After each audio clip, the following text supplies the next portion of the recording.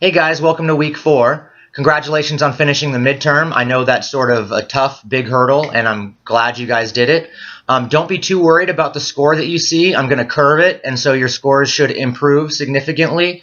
Just be on the lookout for an adjusted midterm column in Blackboard. I'm going to be working on that today, and so that should be posted sometime today, which is Monday.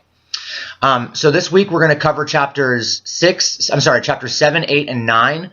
Chapter 7 is all about sort of the invisible hand. And now that we've really gotten deep into demand and supply, chapter 7 really helps us understand sort of equilibrium and sort of perfect competition in the long run. And the key to chapter 7 is to understand that we assume that economic profit is zero.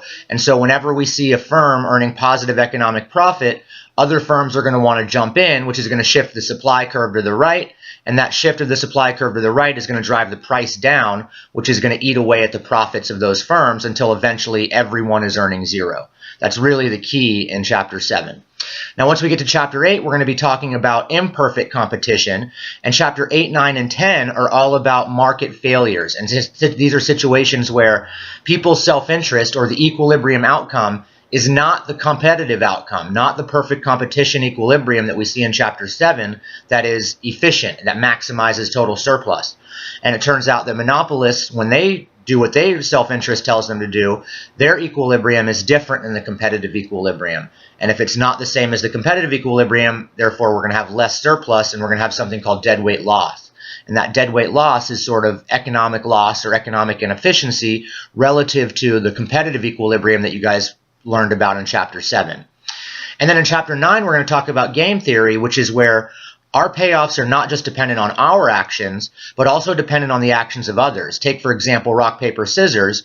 My payoff doesn't just depend on what I throw. It also depends on what my opponent throws. And so in situations where our payoffs are dependent on other people's actions, we can also get situations that are not efficient. And primarily here we're talking about the prisoner's dilemma. And so make sure you study up on sort of that prisoner's dilemma game. And then also in the game theory chapter, we're going to sort of differentiate between one-shot games, which are dealt with in the payoff matrix, and games where timing matters, which are handled with a decision tree. And so, those two games are solved sort of differently, and I'll have little videos in the module to help you sort through that. So we're going to have 2 homework assignments this week, a podcast assignment where you're going to listen to a podcast and give me your write-up.